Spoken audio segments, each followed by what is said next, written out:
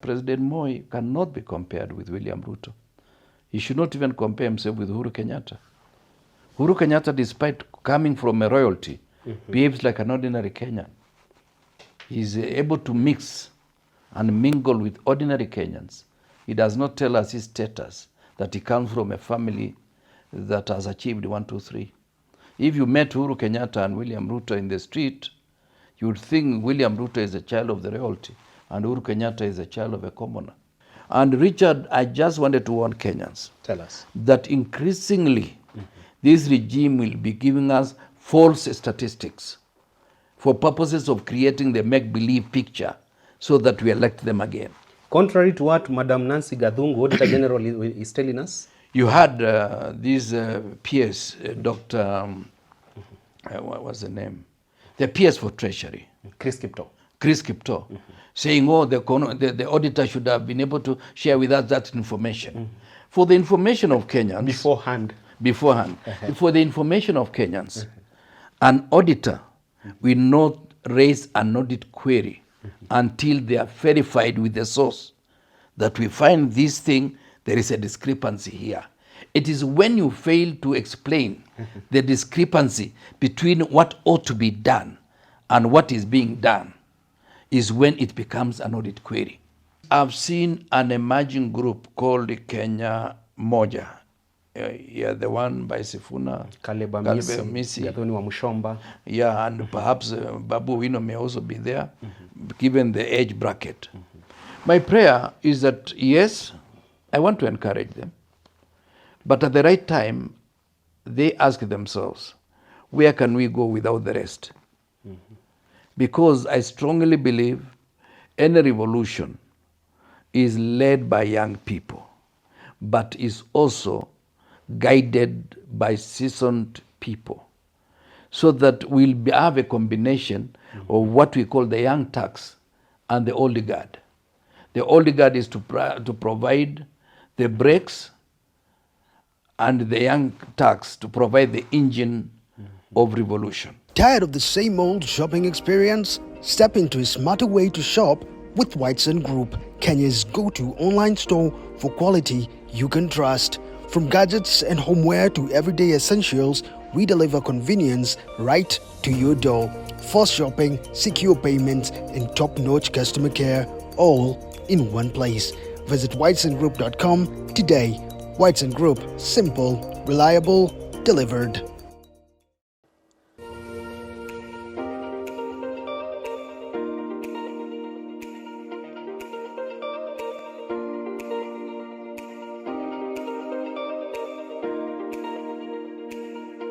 I am so glad to have you once again on Richard Mwenja Exclusive. Your only point of call on matters political and governance analysis, also economic analysis in this country and across the region. I'm always here in the company of phenomenal thought leaders. And if it is Tuesday, 7:30 p.m., you know it's Waziri Kiptorap Kirwa. But this weekend is also with us. And he's here in blood and flesh. Former Minister for Agriculture in Kibaki 1 cabinet. And also someone who served Cherangani constituency for 20 years. That is 4 terms back to back. Waziri Kirwa, you're here in blood and flesh. How are you doing? Oh, I'm happy. At least I've recovered fully from the baridi that we suffered in July. Yes. We are now at peace. We really don't want to lose you as a country.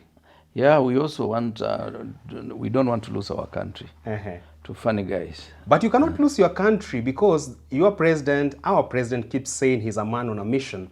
And somewhat to rubber stamp his reservations, he's talked about how he has the courage of our founding father, Jomo Kenyatta, the understanding of Daniel Toroitich Arap Moi, the education of the brilliant economist that was Mwai Kibaki. And also, he still remembers the plan and the vision they shared with Uhuru Kenyatta. Clearly, Waziri, do you think this is a man who truly understands his assignment, or it's a case of self-worship, self-praise? What do you make of it? Well, one thing I'm happy is that he still got confidence in himself, because we would have lost the president, and in the process, we lose the country. Otherwise, he should know that many of us have moved on, and we know he like moving on a high pedestal and behaving like he's the only person who has ever gone to school. I don't know how old he was when Mzee Jomo Kenyatta passed on, and whether he still remembers. given the fact that he himself has said he does not value history. So I don't know where he read to know that Jomo Kenyatta was a man of courage. And why does he want to elevate himself to the level of our founding fathers? Personally, I served in Kibaki 1 administration, and I served with him for close to 20 years in parliament, because even as the president, he was still a parliamentarian. But I never want to elevate myself to the level of Kibaki, because he lived under different times. His level of education was probably one of among the best. Yeah, at that particular time, it could be among the first 10. Cream de la cream of academia. Yeah, of academia, and in a country that did not have so many other people who were going to school. Remember, our first graduate was in the 40s, and our first graduate to have a master's degree as a Kenyan is the late Mbiu Koinange, who ended up being the a close friend, confidant of Mzee Jomo Kenyatta, brother-in-law, and to Capitol, a minister in state in the office of the president. These are luminaries that we respect. But when those of us who have gone to school the other day, we want to elevate ourselves to the level of Kibaki, it is an abomination. And I think the president should realize that any statement he makes most of us cringe. When he says he has the wisdom of Moi. Yeah. Moi would not have led this country for 24 years if he did not have total wisdom. And if he behaved like Moi, by now people will not be tired of him. Remember President Moi, the first 10 years as president, he had done just 2 terms. He would have remained in the memory of many. Perhaps it's by overstaying for 24 years that some people got a bit tired of him. But President Moi cannot be compared with William Ruto. He should not even compare himself with Uhuru Kenyatta. Uhuru Kenyatta, despite coming from a royalty, behaves like an ordinary Kenyan. He's able to mix and mingle with ordinary Kenyans. He does not tell us his status, that he comes from a family that has achieved 1, 2, 3. If you met Uhuru Kenyatta and William Ruto in the street, you would think William Ruto is a child of the royalty and Uhuru Kenyatta is a child of a commoner. Kijana wa Mama Mboga is now a dynasty? Well, he is a dynasty himself, and he has behaved as if he's the last president Kenya will ever have. He should realize many other people will come. But he has argued that he's the best president Kenya has ever witnessed. The best thing to have happened to this country, if anything, is to go by. Well, I hope he also listens to the media, and he also engages with the social media to realize how much many Kenyans regret the fact that he's our president. Yeah, there is a lot of regrets, not from us alone, from many Kenyans who strongly believe that we made a choice that is now haunting us, even within the region and internationally. Talking about regrets, now our non-NATO major ally status is under review. The United States has cited a number of incidences or circumstances under which they feel it's right for them to review our status. They've talked about abuse of human rights, our link to rebel groups, to terrorism, extreme terroristic groups, RSF, talk of Al-Shabaab, also our ties with China. But the government believes the USA could be bringing this on board because maybe they feel we are going the China way trade-wise. But there are those who feel the elephant in the room is the abuse of human rights and our association with terror groups. What do you make of this review status that we are undergoing? Well, in the civilized society that we ought to be thinking, and internationally, the first principle of any international engagement for a country is what is in it for us. So we should be asking ourselves, what is in it for us to engage with the US? What is in it for us to engage with China? But more important is that you cannot misbehave within the international realm and you expect to be respected by heads of state of those institutions or governments. And when the president was trying to answer the issue initiated by the senator in America, he only narrowed to the issue of business with China. Many countries are doing business with China in Africa, right from Angola to Ethiopia, Kenya, and many other countries in Africa. Even America itself is doing huge business with China. And therefore, they cannot just frown upon you engaging with China. It is the kind of statement that you make when you are dealing with China. Remember when he was in China, what did he say? He said, now we are going to bring in a new world order. Co-architects of a new world order. Really, what is Kenya in the global map? Even if it's an entire continent of Africa, you would be hesitant to make such big statements that really we do not have the capacity to implement. Kenya doesn't fit the bill? We don't fit the bill. We should actually have talked about our bilateral arrangement. But by raising some of those texts, the way he has been raising here locally, for people to believe that he knows even what he doesn't understand, is an issue that is making me get worried. Now, as somebody who has engaged in international studies and diplomacy, the president should have been able to give us a total picture of the issues that were raised.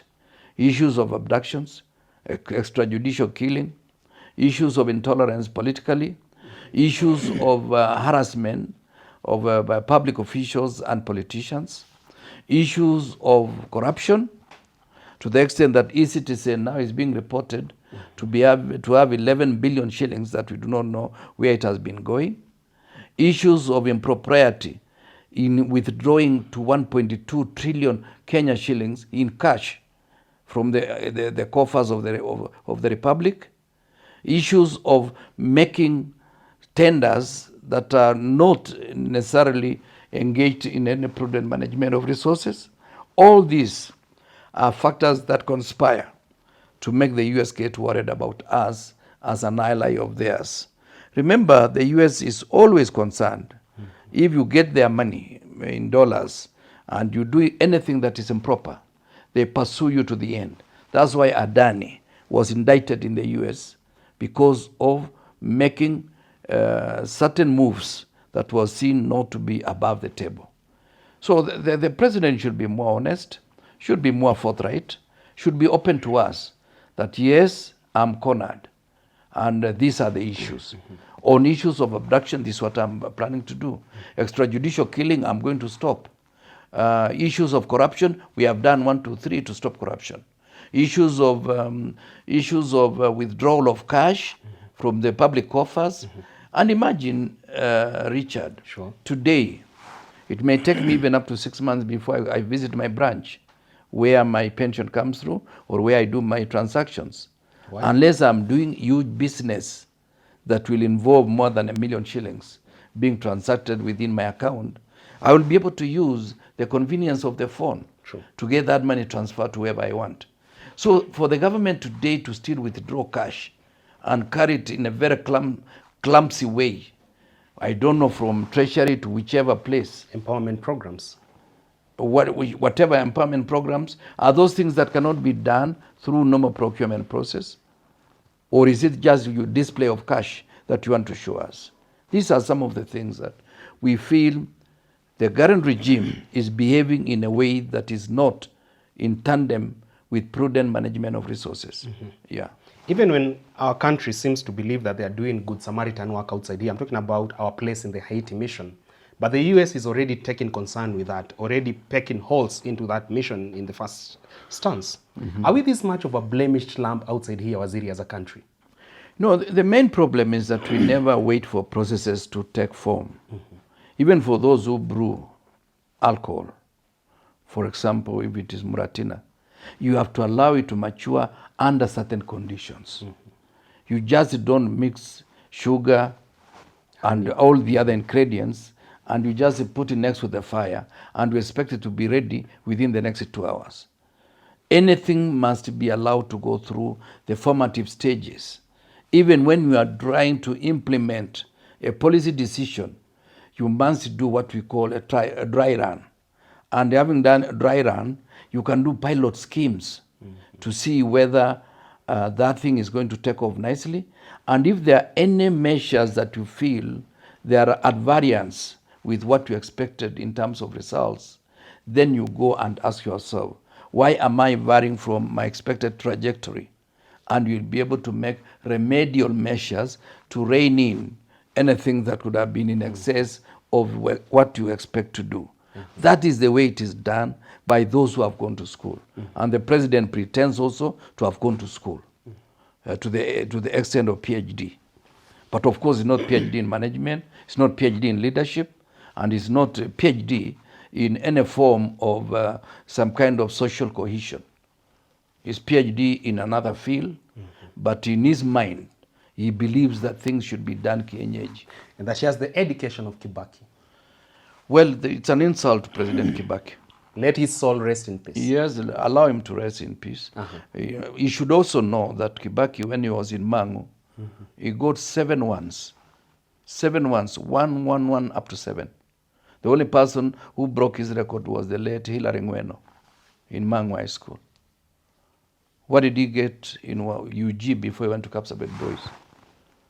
You know, some people pretend to be intellectuals, but they are just ordinary Kenyans who happen to have made through education system, and all of a sudden they pretend they know everything. You cannot equate yourself to President Kibaki. You know, you cannot, and don't pretend. Kibaki too was a man on a mission, and he delivered. He delivered because he never talked about it. He did it. He never reminded us he's not a madman. No. Because you see, when you remind us you are not a madman, you will start doubting. Because at times people say what they are not. They shout they are not what they are.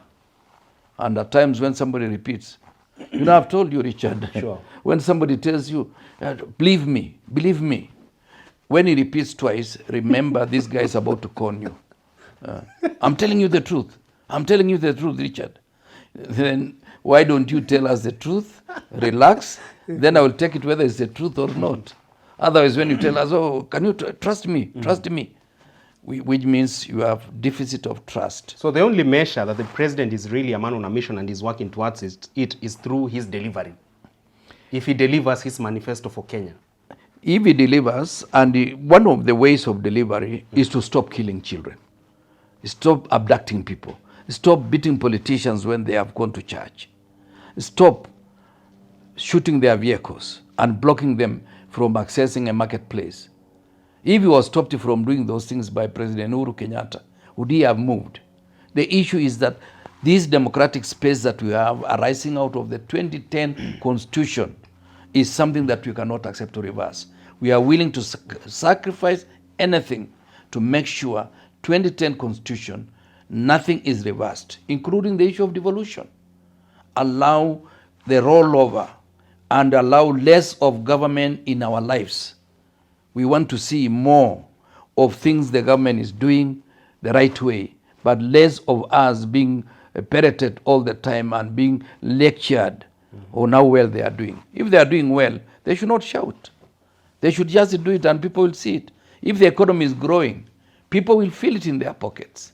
People will go home in the evening with some little food for their children. Bloggers? Children will go to school without problems of fees. Children will go to school when they have capitation. There will be a higher education loans board for every child. There will be no ghost schools gobbling 3.7 billion shillings, and yet they don't exist on the map of Kenya. You just see billboard or signpost, 4 kilometers, you find a school. At the end of the 4 kilometers, you find maize plantation, and there's no school. And the money is taken, and we keep quiet, 3.7 billion shillings. And yet to pay examination fees for the children of the needy is only 5.2 billion. You just needed to add 1.3 billion, and the children of the needy would have gotten their children do examination without necessarily raising money for fees. Kibaki said, and this is something we need to remind people, Tell us. that there's no poor child. He said that? There is a poor parent who has a child who is needy, and that child who is needy must be educated by the government. So there's no poor child. A child can be poor in class, but not poor in terms of resources, because all children must be the same. And the government is the only responsible entity on the land that is supposed to be the equalizer. Whether you come from humble background or from rich parents, the equalizer should be the education system must allow all of you to feel the same. That's why children wear uniform in school. So that if I come from poor background or from a needy kind of setup, when I get to school, I have my shirt. It is not written on the face that Kiru is from a poor mother. No, nobody will know because we all have uniform. And at times some schools, they supply even the shoes so that you don't realize others have shoes which are almost, the soles are worn out. This is something that we must engage and we expect of government. Don't tell us. Starehe Center. Starehe Center, and even when you went to Mangu, those who went to Mangu, they know. When you are in Mangu, whether you are from rich homes or not, you wear shorts from 1 and 2 those days. You wear shorts. You eat same meals. Same meals, everything. No special meal for any child. Even the prefects eat with us. It's seemingly your fears are what informed President Ruto's dream of hustler government, a government which is in touch with the realities of those at the bottom part of the barrel of the society.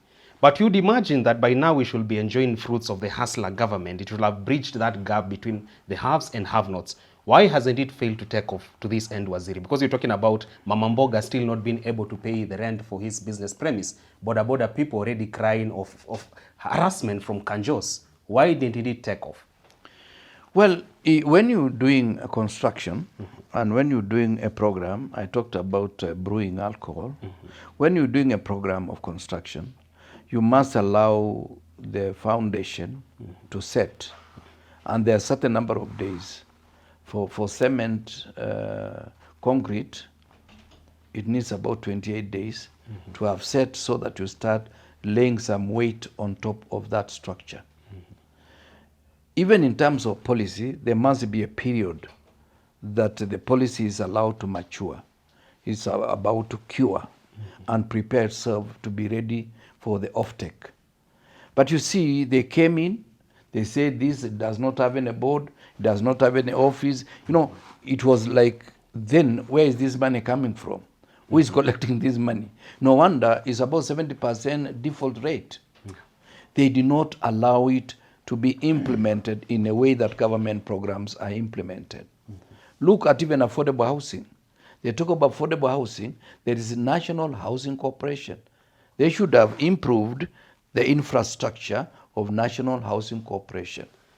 They should have improved the infrastructure of microfinance institutions for purposes of lending the hustler fund, so that we get the history of the person borrowing the money.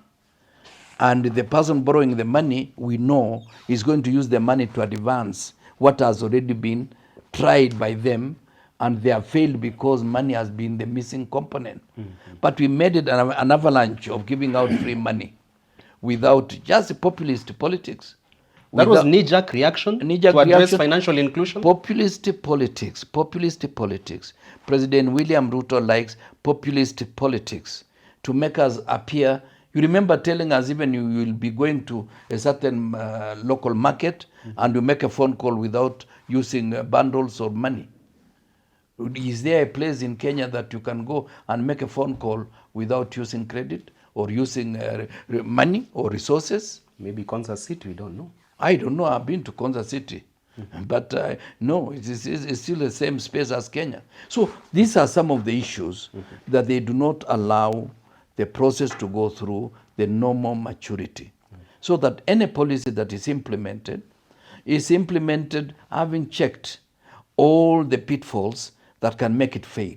And once you have identified the pitfalls, you are able to seal those loopholes and allow the project to take off. More SWOT analysis before you undertake a certain Yes, policy. you have to do SWOT analysis. What are the weaknesses? What are the strengths?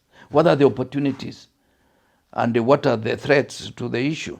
And what are the, of course, including the weaknesses. SWOT analysis. That should be done. And of course, the history of the person borrowing the money. You just don't take money like manna and you expect everybody to come back with money. Yeah, it was like money for campaign. Actually, people felt he has already put 50 billion for us to take it for having elected him. And that's why the default rate is very high. Although they are trying to deny, but if the auditor is telling you that, if an audit firm is telling you that, which information are you using? And Richard, I just wanted to warn Kenyans. Tell us. That increasingly, this regime will be giving us false statistics for purposes of creating the make-believe picture so that we elect them again.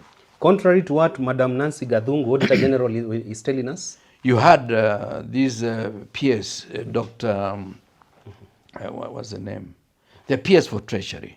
Chris Kipto. Saying, oh, the auditor should have been able to share with us that information. For the information of Kenyans. Beforehand. For the information of Kenyans, an auditor will not raise an audit query until they are verified with the source that we find this thing, there is a discrepancy here. It is when you fail to explain the discrepancy between what ought to be done and what is being done is when it becomes an audit query. I've done a unit called auditing. So an audit query is not just a product of imagination of, what's the name, Nancy Gathungu. No, it's not just a fertile imagination. She will go and say, this is the procedure, this is the way the resources are supposed to go, but these resources are not going there. They are going elsewhere. Then she will raise a question. How come that these resources are not going to where you say they should be going? And you know, at times, an auditor will check what are your internal systems. What have you said you want to do these things? What have you said you will be sending people on leave? You are supposed to send people on leave, one after the other, and this is the order. How long is the maternity leave according to the statutes? Then if you are not doing that, then they will raise an audit. And that query only becomes an audit if you are not able to answer. So Chris Kipto should have actually told us, you know, he was almost swearing in kienyeji, you know, I found that kienyeji, almost saying haki ya Mungu, hakuna pesa imepotea mbele yangu. Believe me, to the best of my knowledge. And you know, that's how he put it. So I said he's right, to the best of his knowledge. He may not be knowledgeable enough to know that money has gotten lost. These are some of the things that the public here believes that Chris Kipto has said no money has been lost. The truth is, Nancy Gathungu cannot say something she has not been able to ask the ministry concerned about that issue. She will not just put in the books. And it's not a case of politicized audit reports, as Duale opened a while ago. No. You see, the problem with people who either out of convenience or who are not informed, the problem with them, they want to say everything is being politicized. The two ladies, Margaret Nyakango, control of budget, and Esther, Nancy Gathungu, they are doing their job. You know, it used to be one office. It used to be controller and auditor general. Now there are two offices. One is controlling and one is the auditor. And they are doing their job. And you know, that is their constitutional mandate. And so for anybody, even me, if tomorrow he said, oh, there is money that got into my account that I was not able to explain, they will actually look for me and ask me, there is this money in your account. What is it doing? It has come from, what do you call this one? E-Citizen, 250 million. If I will explain to them that they are paying me for certain service, it will not become an audit query. Or from NTSA. Yeah, from NTSA. Yeah, it will not be an audit query. But if I cannot explain, then it becomes an audit query. It becomes an audit query. Yeah. That is the essence of an audit.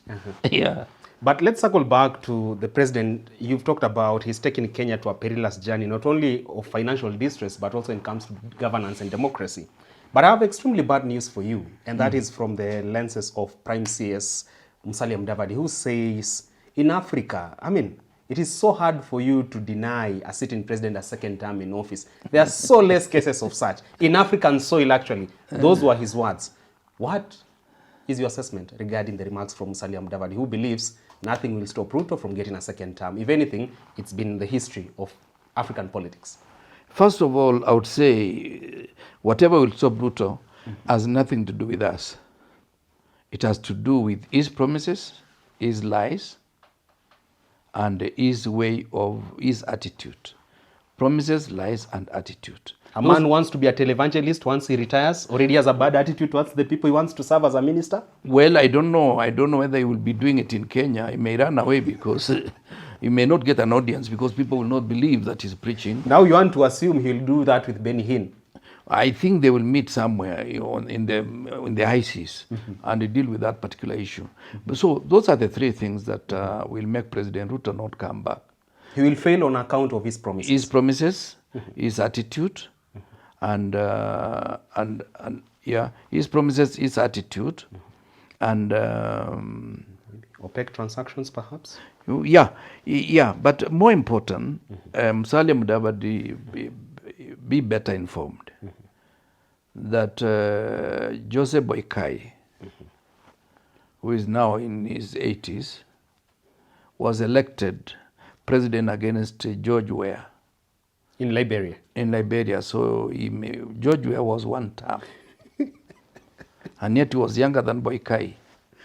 Rigathi says that's our agenda. One term is our manifesto for now. Yeah, for now, because get rid of him, things will work. You believe that? Your manifesto is one term for now? Yeah, you should remember Edgar Lungu in Zambia was removed by Hakainde Hichilema. Down here in Zambia? In Zambia, one term. Unfortunately, Edgar Lungu has since passed on, and he was taken to South Africa using a Zimbabwean passport. His body has not been repatriated to Zambia. It's another story. Get closer to Botswana. In Botswana, Duma Boko won against President Masisi, another one term. So he should not tell us anything. Even in Ghana, we have enough examples. We have enough examples in Africa. It's only that Musalia Mudavadi is Minister of Foreign Affairs, but does not understand international relations of Africa. Are you now questioning his advisors? Not his advisors, he himself. Because you see, your advice is as good as the recipient. You can be advised by a plethora of people who know something or who don't know something, but you have the capacity to listen, discern the information, and be able to filter. What do you mean, Waziri? Richard today can be advised by Monica Juma on diplomatic affairs, yes, but I can still deliver disaster and doom. Because you don't listen to Monica Juma. Because you see, advice is as good as the recipient. If you have no capacity to receive it, advice will not be useful to you. Yeah, because you see, if you are seeking advice and genuine advice, you must be able to listen to the advisor. But in this regime, they get advisors around their offices only to make sure that to make them write statements. You know, I can write a statement for you, and you read better than I wrote. I can write a statement for you, but you fumble and you fail even to bring the essence of that statement. Yep. It makes sense. Waziri, something here for you. And the president says, if there is a leader who has stood with border riders, it is me. That is why today no one can threaten their business. Also, the president a while back talked about how now, through affordable housing, those in the Juakali sector are now getting dignity from the toil of their hands. Their lives have changed. They are now corporatized. They are now going to the bank smiling. And he's still insisting that he's delivering for Mama Mboga na mtu wa boda. But when you look at the case of doing business in Nairobi, City Hall now claims of people going without salaries for 3 months.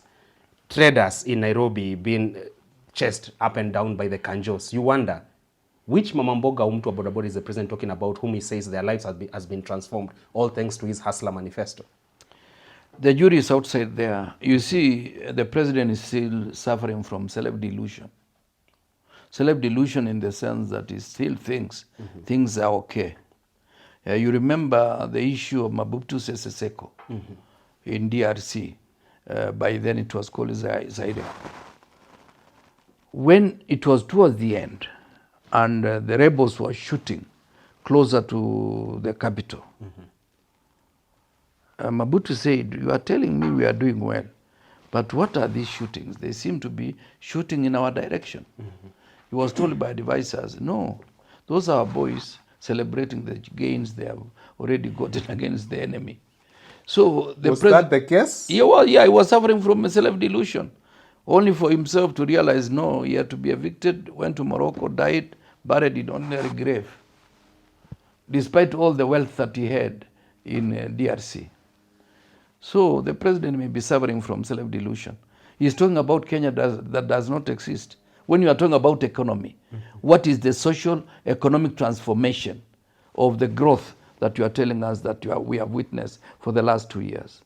Why isn't the farmer benefiting? Why is the Mwenja farmer not benefiting? You are importing rice at the time you are supposed to be harvesting from the locals. If my good friend Gachagua wanted to understand the issue of importation and the issue of assisting local farmers to harvest, reckon all that you have harvested first. And once you know there is a deficit after getting from the farmers, then you import to the extent of the deficit. You don't import when farmers are harvesting. One, it will depress the prices. Two, it will create panic in the market and therefore create a bit of disorder. And middlemen will take advantage of the farmers, and rice will be sold at a price almost 20% of its original value.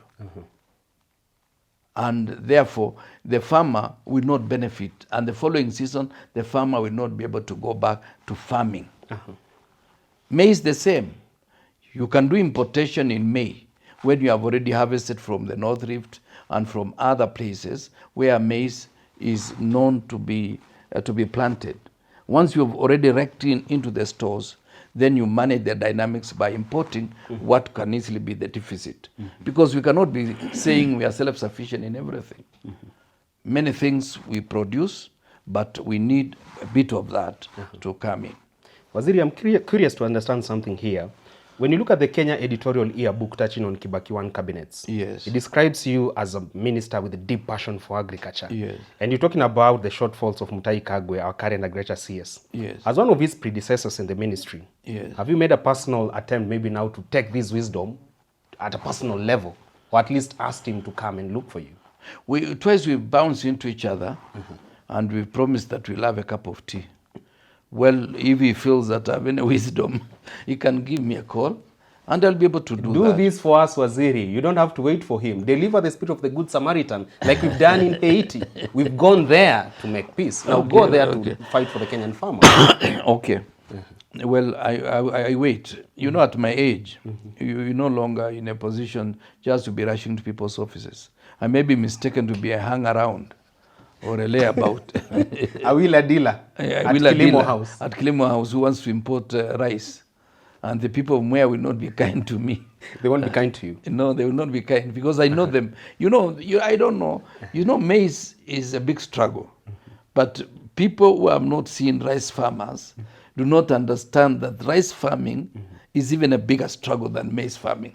It's an extreme sport, rice farming? Yes, I can assure you. You know maize, you know, I'm a maize farmer, you are a maize farmer. True. Once you do land preparation, you plant in good time, you're able to spray before germination or even post-germination, then you top dress, then you leave the rest to God.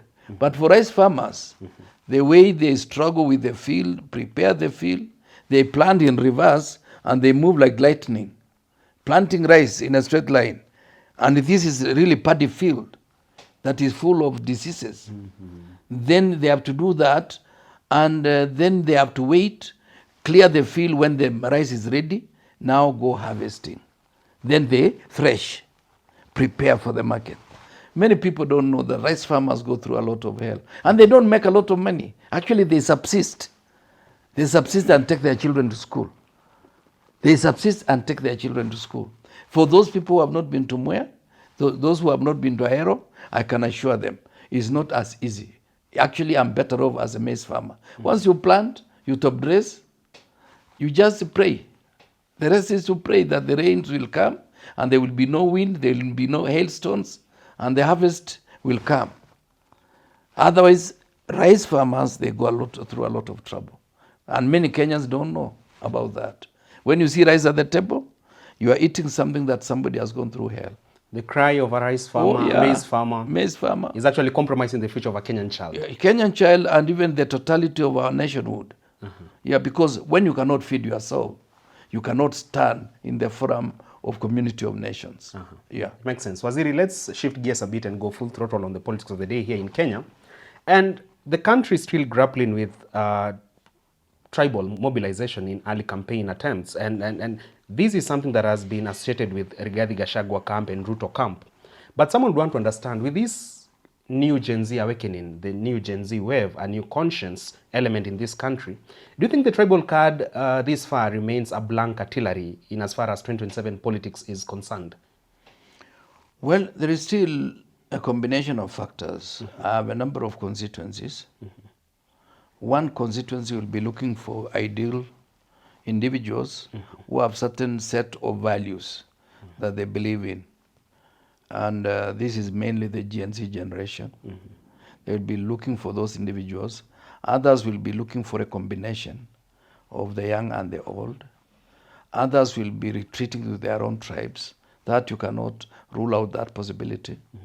Because in Kenya and in Africa, I can say without fear of contradiction that political mobilization is either around a personality or around a coalition of tribes, where people say we are coalescing against the rest. Remember, even the formation of KANU and KADU was just akin to that. KANU ended up being predominantly Kikuyu Luo, and the rest who went to KADU were running away from the so-called Epic tribes. And they now collectively came together, the Kalenjin nation, the Luya, the Mijikenda, and the late Ronald Ngala, President Moi, the late Masinde Muliro, now coalesced around KADU. And they went for the 1963 elections. And 1 year later, that equation collapsed by KADU being dissolved and moving it across the floor to join KANU to make Kenya a de facto one-party state, which means politicians really were not mobilizing people around serious ideals. Although at that particular time, there was some semblance of some kind of philosophical positioning, where KANU was saying uhuru na umoja, one nation. KADU was saying uhuru na majimbo. KADU believed in devolution, where you are going to devolve to units bigger than counties. You are going to devolve to about 7 or so units. Western, Nyanza, Rift Valley, Coast, Central Kenya, Northeastern, Eastern, and of course the extra province called Nairobi. That was going to be the kind of thinking for KADU. So whatever we have today in devolution is an amalgam between what KANU believed in, one nation, and also what KADU believed in, devolved units for people to take care of their interests in their localities. Back to your story. So when we are mobilizing people, some of these nuances still exist. You do not expect that all of a sudden people have forgotten that they come from certain tribes. We still believe that the language we talk at home is the language that belongs to us. And us is those who talk this language with me. That is going to be a factor. My prayer and my hope is that the leaders on either side of the divide will rise to the occasion. One, to look for a team of individuals who will accept it that yes, we may come from different ethnic persuasions, but we have a common challenge of bringing up the nation called Kenya. And therefore, we must subordinate our tribal interest to a certain level for us to be able to look at this country and see how to salvage. And one major issue that I pray on both sides is that whoever will be the presidential candidate for Kenya Kwanza should be a product of consensus in Kenya Kwanza. Not saying because William Ruto is there, he's going to be the next presidential candidate for Kenya Kwanza. And on our side, we should be able to get one person from among the individuals that they are already on our side. And that person should not feel that he is so important as to think that the rest of us are his followers.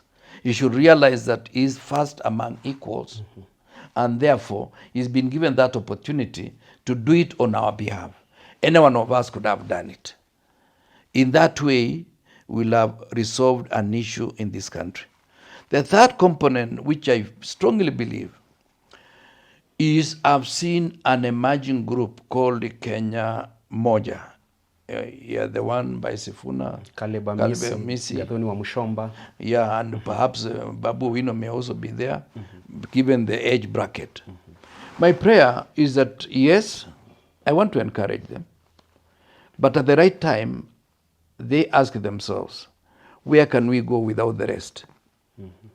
Because I strongly believe any revolution is led by young people, but is also guided by seasoned people, so that we'll have a combination of what we call the young turks and the old guard. The old guard is to provide the brakes, and the young turks to provide the engine of revolution. The thrust. Yeah, yes. And that will actually make it possible for us to have a Kenya that is stable. You cannot have a society led by old people or a society led by young people. When they have a question, who are they going to consult? So my take is that I do appreciate young people. True. And I will be the last one to frown upon them. Let them move and capture that constituency. Once they have it, that's what we did in 2002. There was the group that we had already left Kanu. I was still MP for Kanu, but I had already, at heart, I had called my constituents and told them in the next election, I'm not running on Kanu. I would rather lose running in another party than to win again running on Kanu, because I have lost faith in Kanu. And they were at peace with that? They were at peace with it. That's why they elected me. They didn't see you as a rebel? No, they saw me as one of their own, because I was with them. I called them at Mailisaba, the one to Kapenguria. And I told them, you've elected me 3 times. I'll be going for a next election. But I'm not going to play blind sycophancy. I'm not going to play to run on Kanu ticket. I'm going to run on another ticket. I would rather lose running on a new ticket than to win running on Kanu again. You dared the devil? Oh yes, I was ready. And any leader must be ready to suffer the consequences. That's why you're telling Sifuna, go for the dare the unknown. Go. Sifuna, Babu Wino. Dare the unknown. Yeah, dare the unknown. This girl, there is another girl I like. Crystal Asige. Senator, go. Don't just wait for people to bring you power. Go grab it. We'll be negotiating. You know, this group of my team, of my age mates and so forth, we'll have to negotiate with them. Who tells you that one of them cannot be prime cabinet secretary or running mate? Kina Nerima wako hawa? Yes, let them, go for it. Please, let me tell you. And I like giving example to Kenyans. When Nyerere was retiring, and he was 63, and I'm 68, so he was younger than I am today. And he was planning to retire as the president of the United Republic of Tanzania. In good faith? In good faith, he said, my cabinet today that I'm going to form, 50% must be people under 40, including his own prime minister, the late Edward Moringe Sokoine. He was 39. He realized, and his argument was, I've been with you people, those in your 50s and in your 60s, and possibly you think the way we have been doing things is the right way. I want to see another generation to do things their way. Because I strongly believe that every generation has its own set of leaders. So we cannot tell Sifuna and Asige that there are no set of leaders in their generation. Every generation has its own set of leaders. You don't want Raila Odinga to be the main character in every script by running the show? No, he's going to be the guest of honor when we form the next government. He'll be watching the cinema from outside? No, we'll be at Kasarani. We'll invite him to Kasarani. He's an elder statesman. Raila Odinga is an elder statesman with a lot of credentials.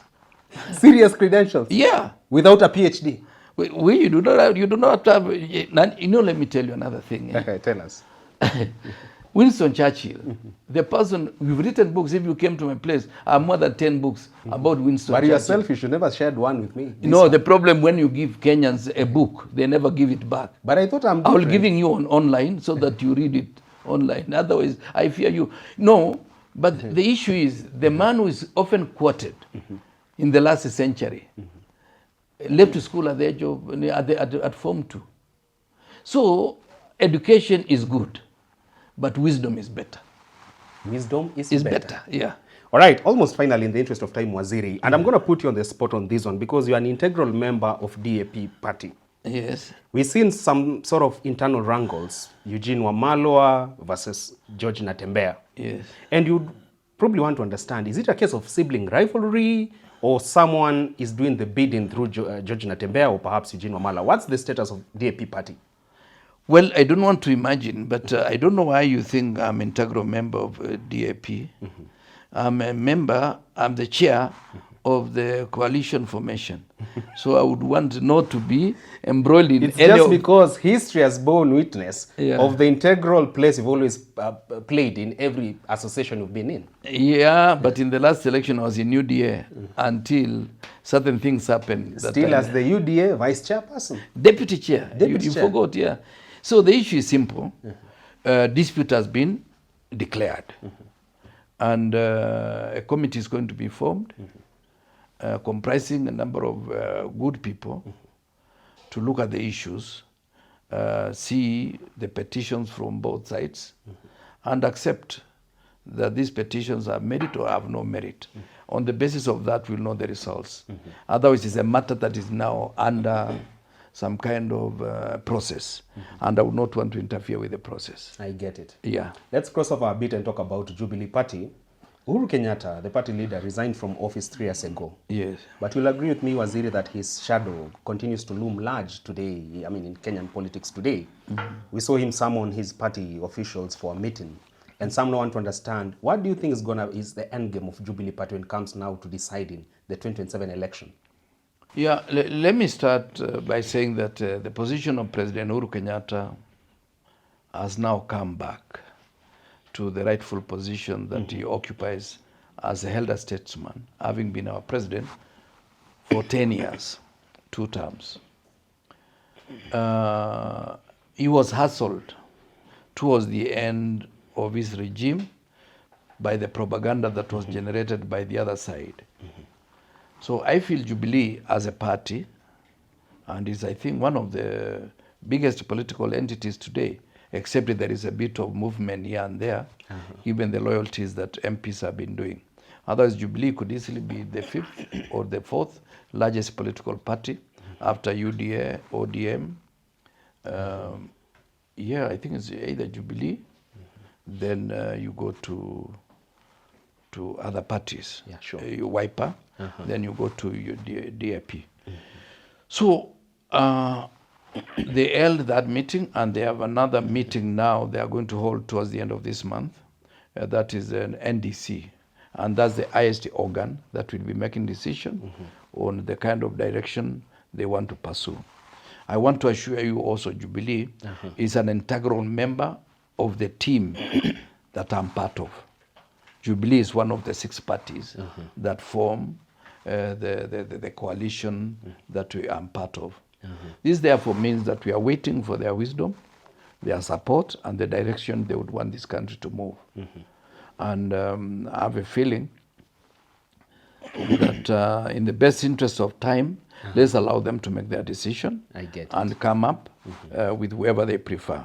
I realized they were telling Raila, the only way we can engage with you is if you leave the other side of Nusumkate, or what you call it, bread-based government. So I don't know. I don't know whether Raila Odinga will still want to run the show, or does he prefer to remain and wait for us in Kasarani For the swearing-in ceremony. for the swearing ceremony. All right, at that point, we cross over to our Heroes Corner segment with Waziri Kipchumba Arap Kirwa, a segment whereby we extend our debt of gratitude to individuals who've made tremendous impact in this country in their service to humanity, in their service to fellow brothers and sisters. And today, we want to get to know who is our hero or heroine for this edition. Waziri, shujaa wetu nani?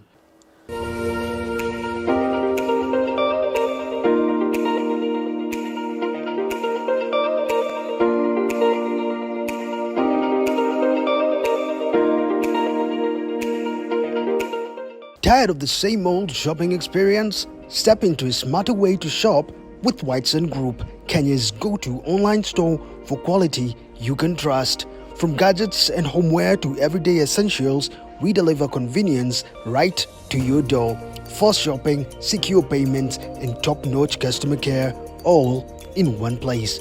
Visit whitesongroup.com today. Whiteson Group, simple, reliable, delivered. Well, Shujaa wetu is a young lady, and perhaps now in her late 30s or early 40s. She is Esther Lokale. Esther Lokale? Yeah, Esther Lokale is a young girl who went to Ngonyek Primary School in Kitale. The father, James Lokale, was the watchman in that school. So Esther was able to go through her primary education, secondary education, and through a lot of struggle. Arambe here, assistance here, from the chief, from the MP, who happens to be myself, and from community. After university education, she went again for postgraduate and has completed her PhD in the field of study. She is now a PhD holder working with non-governmental organization in Turkana County. A real PhD? A real PhD. And she doesn't invoke it everywhere she goes? No, she doesn't even talk about it. You will not know that she's a PhD holder. I say so because there are many Turkana children, particularly in Cherangani, the constituency I represented for 20 years, who were needy, but they were assisted. I've talked to you about Paul Eren. Sure. And who made his credentials through sport or athletics. There is another young man called Peter Elim that we took through Kenyatta University, and we were able to assist him through Arambe, a bit of donation here and there, and graduated from Kenyatta University. And I met the Bantha the other day in one of the meetings, and she was so excited. She held me and she told me, "Do you still remember me?" Then I told her, "Yeah, Mama Elim." Sema, "I'm happy you remember me. Elim amejenga nyumba ya mawe." Finally? Finally. Child of a peasant? Yeah, peasant. Esther Lokale, with their brothers and sisters, they have assisted the father to buy a piece of land somewhere and are settled peacefully, just like any other parent who benefits from their children. Now the watchman has a place to call home. Home. Rent-free. And perhaps also have a watchman to watch over him. Against all odds, this girl from Turkana. From Turkana, there was squatters. You know, squatters, and people don't understand actually what a squatter is. A squatter is somebody who has no piece of land. He has to stay somewhere where he has to make a living. He cannot produce anything in that piece of land. And therefore, he has to wait for somebody else to assist him to eat and to fend for other things. That is what the older man, James Lokale, went through. And Esther proved that she was a child worth her salt. She was our hero. And many other children in Trans Nzoia are like that. But they have made it. Yeah, mainly from the Turkana community. Yeah. Well, there you have it. You're a child out there probably looking at all the odds stacked up against you. Take cue from Esther Lokale. Yes. Find resilience and courage from her story. Thank you. And strength, right? Thank you. Thank you so much for doing this with you, Waziri, today, this weekend. We do this again next week, Tuesday, 7:30 p.m. But it's been an honor having you on the show.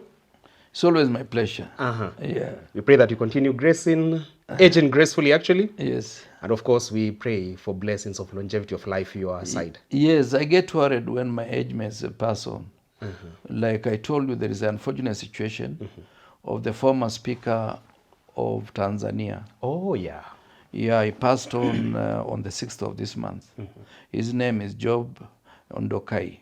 Job Ndokai. He was a member of parliament, a speaker, then he resigned because they had some kind of altercations with Dr. Suluhu Hassan. And now the other day, 4 days after campaigning in his constituency, looking for opportunity to be elected in October, he passed on. This is somebody who was born in early 60s. And of course, you know, I was born in the late 50s. So these are people I can say They belong to my generation.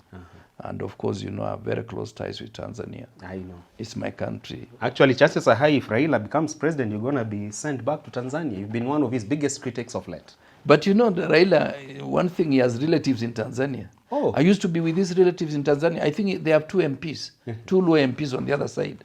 So he'll be sending me to his relatives. Yeah. And or he might make me ambassador to Tanzania, High Commissioner to Tanzania. That is so low for someone of your caliber. No. We want you in the US so that we don't have such reviews that we're going to now be deprived of our status as a NATO major ally. No. But you see, the most important thing is when you are given a job, no job is too small. It is how you work on it. No job is too small. Yeah. Digest that as you continue enjoying other editions on the channel.